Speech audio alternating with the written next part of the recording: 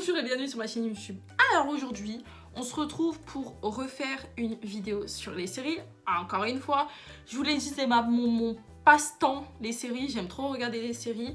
Et j'ai fait une vidéo sur les séries Netflix, sur les séries Disney+, mais je n'en ai pas fait sur les séries Amazon Prime. Et pourtant, je les aime. Donc du coup, la vidéo est ici. De commencer cette vidéo, j'ai remarqué en regardant ma liste qu'il y avait énormément de séries qui étaient sur Amazon Prime, qui étaient aussi sur TF1. Donc vous allez remarquer plein de séries que tout le monde connaît, qui passent sur TF1 quasiment tout le temps, toute l'année. Et également des séries qui sont également sur Netflix. Donc il y aura un peu de similitude. Mais je crois que les séries que j'ai mis dans ma liste je ne les ai pas mis en fait dans ma vidéo sur Netflix exprès pour pouvoir vous faire cette vidéo là. Donc c'est parfait, normalement il n'y aura pas de doublon. Et il y a également des séries que j'ai pas encore regardées. Faut savoir, il y a des séries que j'ai pas encore regardées mais que je compte regarder. Et des séries dessins animés. Première série, alors ça c'est toute mon enfance, mais vraiment toute mon enfance, Buffy contre les vampires. Alors franchement, c'est toute mon enfance. Dans le sens où j'avais des DVD de la saison 1, 2, 3, 4, 5, 6... Je crois qu'il y en a 6 ou 7. Il y en a 6 je crois. Et du coup j'avais des DVD des saisons et en fait on regardait ça sur un magnéto. Donc franchement dites-vous que ça fait extrêmement longtemps, c'était vraiment à l'ancienne. Je crois que c'était la dernière fois en 2009-2010. Et franchement c'est une série à voir dans le sens où en fait c'est une série, pour vous faire le petit résumé, c'est une série qui parle d'une tueuse de vampires tout simplement, et en fait on va suivre toute sa vie avec ses amours, ses emmerdes, tout ça, et franchement je kiffe. Maintenant c'est avec Sarah Michelle Gellar et je pense que c'est surtout elle qui fait que je kiffe Buffy contre les vampires, parce qu'elle a un certain charisme avec la série. Je me vois mal regarder Buffy contre les vampires avec une autre actrice en fait. Donc du coup franchement je vous le conseille. Deuxième série, alors faut savoir que Downton Abbey, qui est la deuxième série, est une série que je considère comme étant ma série préférée quasiment 6 mois dans l'année. Quand je vois une série, tout de suite je dis oh c'est ma série préférée. Puis je me rappelle qu'il y a Downton Abbey et je me dis ah non, non. Parce que c'est une série avec énormément d'esthétique en fait, et c'est un truc moi qui me plaît beaucoup dans les séries. Le casting peut être pourri. Une série avec de l'esthétique, ça peut tout changer. Sauf que là, on a un casting qui est bien, qui est extrêmement bien, et une série qui est extrêmement bien. Et un décor qui est extrêmement beau. Vous avez vu, genre, il y a tout qui est bien mêlé. Donc franchement, j'adore. On adore tous, d'ailleurs. Donc Downton Abbey, c'est une série qui parle d'une famille aristocratique, anglaise ou irlandaise, je ne sais plus, mais je crois qu'elle est anglaise.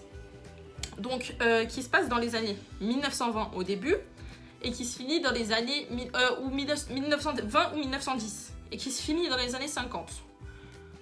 Peut-être même 60, mais je pencherais plus pour 50. Ça se finit après la guerre mondiale. Donc c'est une série que je conseille à tous, bien évidemment. Alors faut savoir que dans cette série, il y a McGonagall. Donc pour moi, je sais plus son prénom à l'actrice, hein, mais il y a la fille dans Harry Potter, donc pour moi ça vous dit juste le potentiel de la série, à quel point elle est incroyable. Après, bien évidemment, c'est un peu gnangnan, entre grandes guillemets, parce que c'est un truc qui va parler d'aristocrates, tu peux mélanger ça un peu au truc de roi et reine. Parce que même le film qui est sorti il n'y a pas longtemps de Downton Abbey, qui est sorti pour les fans comme moi, qui n'ont pas aimé le fait que la saison 6 se termine, parce que évidemment McGonagall, on peut s'en douter même en regardant Harry Potter, elle a un certain âge, elle a un certain âge, donc du coup, forcément, qu'au bout d'un moment, il va falloir arrêter les films. Donc du coup, la saison 6 de Downton Abbey s'est arrêtée, pas sur un... En fait, elle s'est arrêtée trop brusquement à mon goût. Donc du coup, ils ont fait un film, histoire de bien clôturer le truc. Et donc du coup...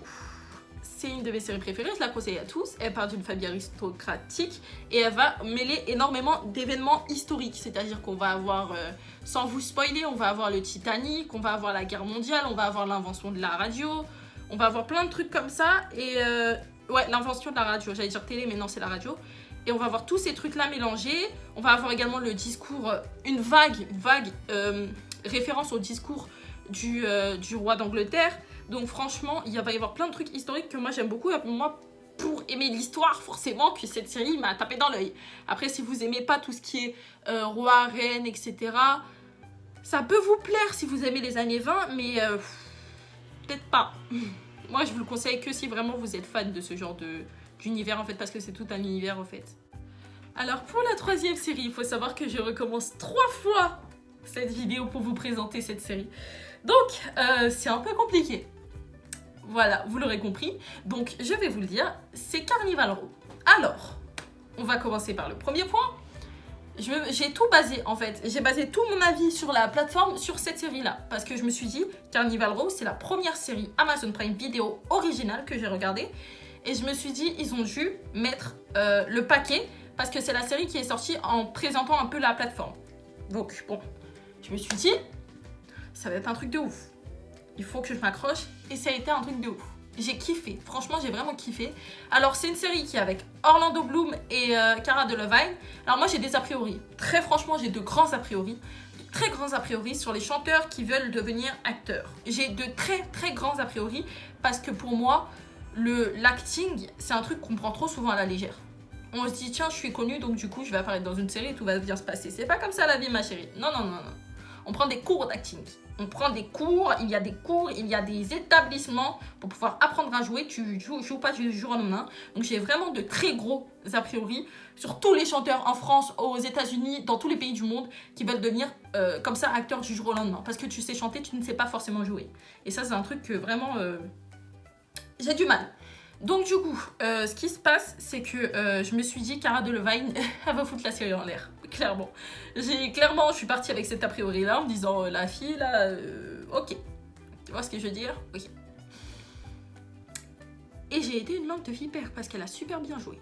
Enfin, super bien, c'est un grand mot. C'est un grand mot. Mais elle a bien joué de ouf. Elle a bien joué. Et j'ai bien aimé. Et franchement, Orlando Bloom, c'est quelqu'un qui à la base, moi j'aime bien.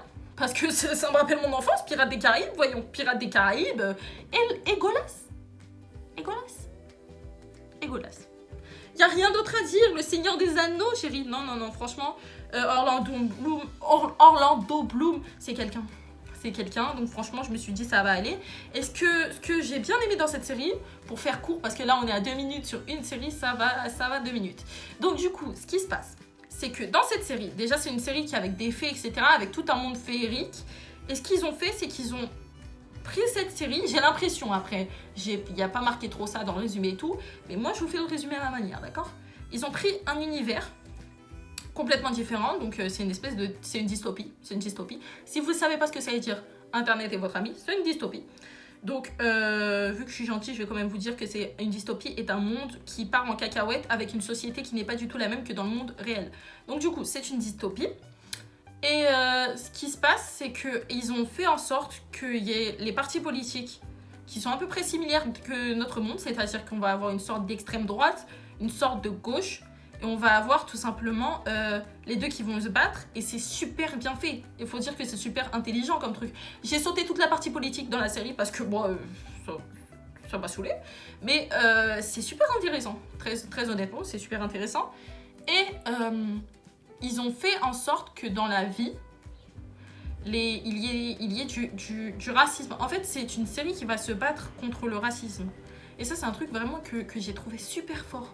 Dans le sens où ils ont créé une race et ils l'ont opposée à l'autre. Dans le sens où les humains détestent les fées, par exemple. C'est ça, en fait, le principe de la série. Les humains détestent les fées. Et j'ai trouvé ça fort de réussir à comparer ça avec la réalité des faits des gens racisés dans la réalité. C'est-à-dire tout ce qui n'est pas français quand tu es en France, tout ce qui n'est pas américain quand tu es en Amérique, etc. Donc j'ai trouvé ça super fort en fait. J'ai vraiment trouvé ça super fort de faire ça et de le tourner de manière à ce que le personnage principal... Bref, en regardant la série, on comprend vite que c'est super fort. Et il y a vraiment des retournements de situation auxquels on ne s'attend pas et tout est lié. Dans chaque épisode de Carnival Row, il va y avoir un élément qui va être lié à un autre. Et franchement, c'est vraiment tout un scénario qui est incroyable, franchement, pour moi. Quand je me suis rendu compte que j'avais trop parlé, j'ai fini par couper. Oh oui. Donc, ensuite, on va avoir The Good Doctor. Donc, ceux qui ne connaissent pas cette série n'ont pas TF1. Voyons, TF1. C'est la base quand même un petit peu. Je regarde pas trop la télé, mais quand il s'agit de replay, je suis là. Donc, TF1. Donc, The Good Doctor est un autiste qui va être chirurgien. Franchement, on peut pas faire plus de résumé que ça. C'est un autiste qui va être chirurgien. Et on va voir un peu comment les gens le voient au début, puis comment ils finissent par fermer leur bouche à la fin. Vraiment, c'est ça. Et on aime beaucoup ça. On adore. Personnellement, j'ai adoré. Donc franchement, The Good Doctor, c'est une série que je conseille à tout le monde. Et surtout aux imbéciles qui pensent que les autistes ou que les personnes handicapées ne sont pas intelligents ou sont inférieurs à eux. Parce qu'au final, ils sont largement plus supérieurs à n'importe lequel d'entre nous. Parce que la réalité, c'est que leur sens... Peut-être que c'est vrai qu'il y a un problème, entre guillemets, même pas entre guillemets, il y a un problème neurologique à l'intérieur de leur cerveau et qu'ils ne peuvent pas s'exprimer comme toi et moi à travers cette vidéo, on s'exprime. Mais en réalité, ils ont d'autres sens et d'autres facultés que nous, on n'a pas et qui nous font fermer notre bouche. Et cette série, je l'ai adorée pour ça, pour qu'elle puisse un peu montrer... Moi, je sais que mon cousin est handicapé, qu'il est autiste. Ma tante est handicapée, elle est autiste. Et que les deux, je suis persuadée qu'un jour ou l'autre, sur n'importe quel sujet, il me faut fermer ma bouche très rapidement. J'en suis sûre. J'en suis sûre et certain. Donc, franchement, j'ai bien aimé le fait qu'un peu... On élève un peu le niveau que ce que les gens pensent et qu'on éduque un peu les gens sur ce genre de sujet. Comme ma copine, d'ailleurs, je vous le dis, ma copine Lily Bubble, je vais essayer de mettre sa chaîne en barre d'infos, mais comme je ne suis pas fan des barres d'infos, il y a de grandes chances que je vous mette chaîne YouTube égale et que je vous note et que vous allez chercher.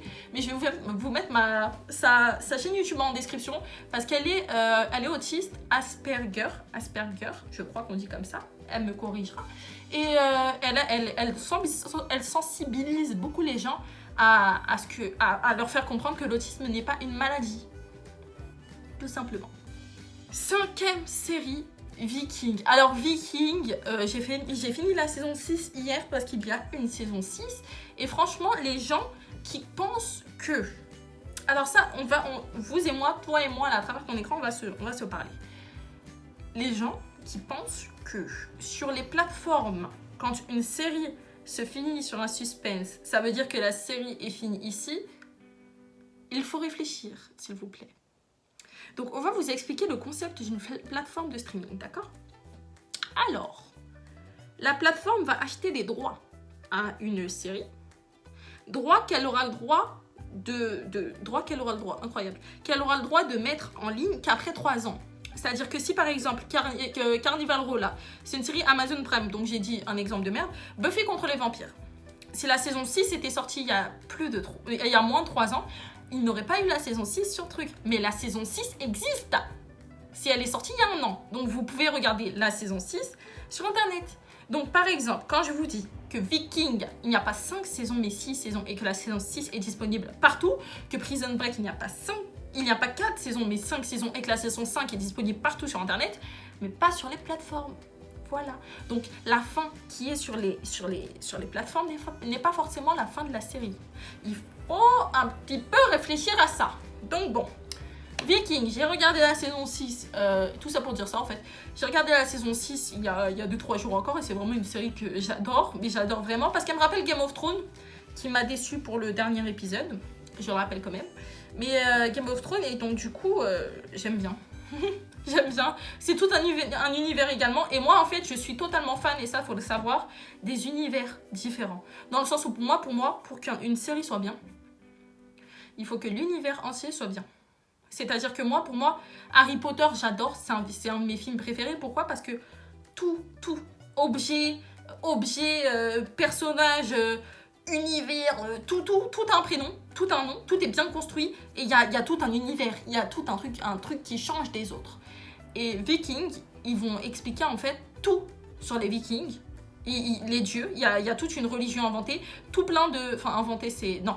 Alors, je rappelle, petit truc pédagogique ici, les Vikings, qui viennent à l'intérieur de la série Vikings, ont existé. Et ils existent encore, je crois, dans certains pays reculés. Je crois, mais en tout cas, les Vikings, c'est leur truc, Odin, etc., c'est des vrais dieux dans une mythologie. Voilà, c'est ça que je voulais dire. Et pour moi, Vikings, c'est ça. C'est en fait, ils ont tout. C'est l'une des rares séries qui ont parlé de ça, justement, des Vikings. Et pour moi, quand tu vas chercher un sujet dont personne n'a parlé, c'est déjà que t'es un chef, t'es un roi, et que ta série va être bien.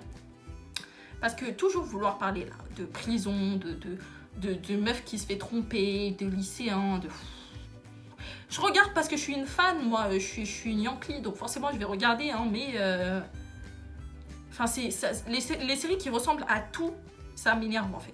Et Vikings, c'est une série qui ne ressemble à quasiment rien. Donc du coup, ça ne m'énerve pas. Voilà.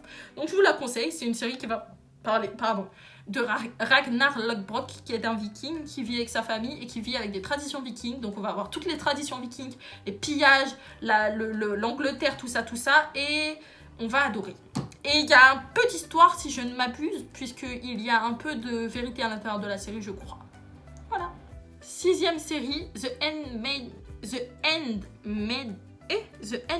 Tale. The Handmaid's Tale. Ouh, La Servante Écarlate. On va arrêter l'anglais. La Servante Écarlate, pareil, univers complètement différent, dystopie. J'adore les dystopies, au cas où vous ne le sauriez pas. Une dystopie, comme je l'ai expliqué, c'est un monde tatati tatata, faut revenir en arrière. Donc, exemple de dystopie, il y a Hunger Games, par exemple, c'est une dystopie. La Servante Écarlate, c'est une dystopie également, et j'adore également parce qu'il y a un univers complètement inventé qui est incroyable et qui pourrait arriver. Et ça, c'est des trucs... ça, par contre, par exemple, pour j'avais dit quoi déjà? Pour Viking, je me dis... Ah non, c'était pas pour Viking, c'était pour Carnival Row, ça peut pas arriver. Tu vois? Ça peut arriver, mais de manière... retour. C'est déjà arrivé, c'est l'esclavage. Voilà, c'est déjà arrivé. Mais... ça peut pas arriver, dans le sens où... Non, ça peut pas arriver, ça peut plus arriver, tu vois. C'est arrivé, ça ne peut plus arriver. Mais la Servante Écarlate, ça peut arriver. Et ça, tu vois, c'est le genre de truc qui me fait réfléchir et qui me fait peur. Et donc, du coup, c'est le genre de série que j'adore. Donc, la Servante Écarlate, c'est quoi? C'est des femmes qui vont être... toutes les femmes, en fait, toutes les femmes, à part les riches, qui vont être utilisées pour on voit pas là, mais je fais le signe, pour être des mères porteuses, voilà, ça que pour être enceinte, voilà, pour porter les gosses des autres, et ça va être leur métier. Ils vont être mères porteuses, qu'ils le veuillent ou non, on va utiliser leur corps. Et en fait, ce qui m'a perturbée de ouf, c'est que, au début, en fait, quand tu vois le début du processus, je crois qu'on voit à la saison 2 le début du processus, ou à la saison 1, fin de la saison 1, comme ça, quand tu vois le début du processus, genre comment c'est arrivé, tu te dis, mais attends, je spoile pas, mais c'est un tout petit truc parmi le truc, donc je peux le dire. Ça, on commence par leur retirer leur carte bancaire et donner l'autorisation d'utiliser l'argent qu'à leur mari. Et là, tu te dis, mais ça me rappelle quelque chose. Jusqu'aux années 50, je crois, on n'avait pas le droit d'utiliser nos cartes bancaires et c'était que les maris qui avaient nos cartes bancaires. Les femmes n'avaient pas le droit d'utiliser l'argent quand elles étaient mariées. Donc là, tu te dis, attends, on aurait pu évoluer vers le lointain, là, s'il n'y avait pas les Simone Veil, etc. Donc, The Handmaid's Tale, en fait, c'est ça, c'est un truc où tous les hommes vont être supérieurs, vont être des patriarches, et les femmes vont devoir porter les enfants des hommes. Et ça va être leur rôle, et en gros, t'as pas le choix. Et précisons-le bien, les hommes, quand on dit mère porteuse, les hommes font de manière naturelle les enfants, quoi. Donc, il y a du viol pendant toute la série. Donc, c'est vraiment un monde qui fait un peu peur, qui fait beaucoup peur, mais qui peut arriver. Donc, ça fait peur. Voilà. 7e série, Esprit criminel. Ah, je te jure que j'aime bien. Ah, là, t'es en train de te dire, non, mais c'est une série qui passe comme les policiers, etc. Non, il y a beaucoup de justement, esprit. Et ça, j'aime bien. Il y a de l'esprit dans la série, franchement. C'est vraiment une série que j'adore. Surtout pour mon personnage préféré. Vous savez, c'est qui? J'ai pas besoin de dire. Le seul beau gosse qu'il y a dans toute la saison. Toute la série, mais... Vraiment, j'ai pas besoin de dire son prénom. Je le dirai pas pour la peine. Je le dirai pas, surtout parce que je le connais pas. Donc, du coup, c'est une série qui va parler de profilers. De gens qui vont... du FBI et de profilers. Et des gens qui vont avoir beaucoup d'esprit. Et à chaque fin d'épisode, tu vas avoir une phrase d'un philosophe. Et j'attendais tout un épisode juste pour avoir cette phrase. Je vous ai dit, moi je suis quelqu'un qui est très psychique. J'aime bien la philosophie. Et Esprit criminel, c'est vraiment une série que j'aime. Parce que y a vraiment beaucoup de trucs. En fait, c'est policier, mais en même temps, c'est... J'aime bien quand c'est pas juste en mode les experts, vous voyez. J'aime bien quand il y a un truc qui est différent, qui change un peu. Je vous ai dit, j'aime bien le changement. Et c'est le cas pour cette série, puisque c'est des profilers. Et du coup, ils font le profil psychologique. Ils sont pas là, oh, il y a des empreintes, donc du coup, c'est lui. Non, ils font le profil psychologique. On aime ça. 8e série, j'ai oublié de préciser. Donc la 8e série c'est Prison Break, déjà on commence par là. Prison Break et Vikings sont disponibles également sur Netflix. Voilà. Donc si vous voulez acheter la plateforme, déjà pour savoir, je vais faire un petit point information. Toutes les personnes qui ont Amazon Prime de base ont Amazon Prime Vidéo. Parce qu'on oublie souvent de le dire et au final, t'es là comme un con à dire ouais tu dois payer alors que tu l'as déjà. Bref, donc du coup, pour Vikings et pour Prison Break, c'est déjà disponible sur Netflix. Donc on fait le petit résumé de Prison Break qui est un classique. Donc normalement j'aurais pas besoin de faire le résumé mais je le fais quand même. Alors le mec rentre dans une prison. Scofield rentre dans une prison. Et en fait, ce qu'il va faire, c'est qu'il va se tatouer dans le dos tout le plan de la prison pour pouvoir libérer son frère et sortir avec lui. Et ça donne un générique de Fof Larage incroyable déjà. On le précise pas assez. Fof Larage, il a fait un truc de ouf sur le générique. Et ça donne une série incroyable avec un mec intelligent que souvent maintenant on compare au professeur, mais vas-y, c'est 2 levels différents. Et franchement, je dirais pas qu'il est le meilleur parce que je pense pas que c'est Prison Break.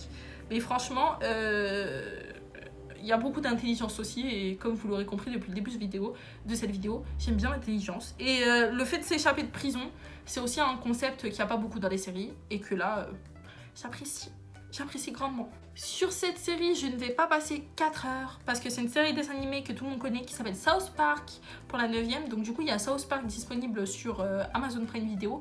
Et ça aussi, je trouve que c'est cool parce que ça rappelle l'enfance de pas mal de gens.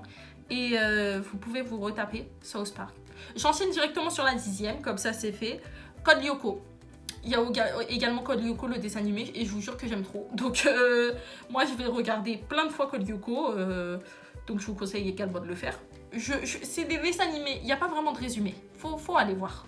11e série, encore dans les séries qui selon moi sont sous-cotées sur TF1, il y a Demain nous appartient.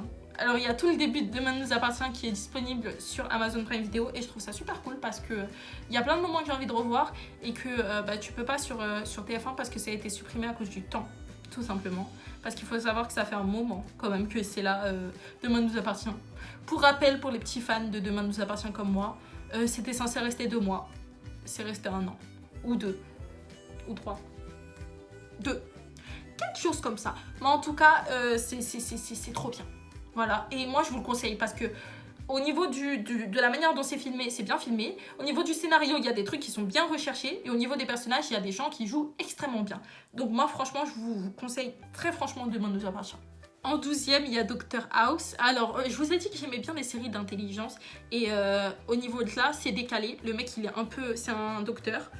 Le Dr House qui est un peu décalé au niveau de sa personnalité, etc. Et qui va être super intelligent, qui va résoudre des problèmes médicaux qui sont chelous. Et t'apprends pas mal de choses à l'intérieur de la série, pareil au niveau médical, comme dans The Good Doctor. Et c'est des trucs que moi j'adore. Donc franchement, oui, je pense qu'il faut regarder. Je pense que vous devriez aller voir. 14e série, c'est Les Bracelets Rouges. Alors ça, c'est ma mère et mon frère qui regardent. Ah non, 13e, pardon. Ouh, 13e, pardon. 13e série, c'est Les Bracelets Rouges. Alors ma mère et mon frère ont regardé et c'est une série qui parle d'enfants dans un hôpital. Donc moi, je regarde pas. Je n'ai pas regardé, je sais que c'est bien. Je sais que j'ai regardé un passage parce qu'il y a une fille qui s'appelle Sarah dedans et que vas-y, son destin il est... je vais pas vous spoiler, mais vas-y, fallait que je regarde. Je m'appelle Sarah, ça me stresse. Et donc du coup, j'ai regardé un petit peu. Et c'est pas une série du tout qui va être super triste en mode... Non, c'est une série qui va parler d'espoir, plus d'espoir que de tristesse en fait. Et je trouve ça bien. Et juste pour le fait qu'il y ait des enfants dans un hôpital, si vous aimez bien les tragédies, allez-y. Moi j'adore les tragédies, si je vous ai dit. Les tragédies, c'est mes passages de séries préférées, etc. Et c'est mes films préférés. Mais les enfants dans un hôpital, ça me touche pas plus que ça. Dans le sens où je me dis que c'est la vie. Mais que les enfants dans un hôpital, ça m'a pas trop intéressé en vrai de vrai. Mais je sais que la série est bien et que le scénario est bien également. Donc n'hésitez pas à la regarder. On va passer aux 2 séries que je vais vous conseiller d'aller regarder alors que j'ai pas regardé. C'est des séries que j'ai pas vues et que pourtant je vais vous conseiller parce que c'est des séries que énormément de gens m'ont conseillé et qui ont l'air d'être vraiment pas mal. Donc je me suis dit que j'allais les intégrer histoire de relayer un petit peu les conseils qu'on m'a donnés. Comme ça au moins vous aurez des séries bien regardées. Donc la première qui va être du coup la 14e de notre vidéo. C'est avec Good Omens, qui va être un ange et un démon qui vont s'allier pour lutter contre la fin du monde, l'apocalypse. Et la deuxième et la dernière que je vais vous présenter, c'est This Is Us, qui va être une histoire de triplés qui sont pas comme les autres. Voilà. Une histoire un peu touchante d'une famille avec des triplés. Et j'ai hâte d'aller voir un peu tout ça. N'hésitez pas à me dire en commentaire quelle est votre série préférée. Et n'hésitez pas à me dire quelle est votre série préférée sur Amazon Prime, je précise quand même. Et si cette vidéo vous a plu, qu'est-ce que vous en avez pensé, tout ça. N'hésitez pas à venir en commentaire. N'hésitez également pas à vous abonner à ma chaîne YouTube. On est bientôt 1000, franchement. Dans 180 personnes, on est 1000. Donc n'hésitez pas à vous abonner à ma chaîne YouTube, ça ferait extrêmement plaisir. Et à liker cette vidéo.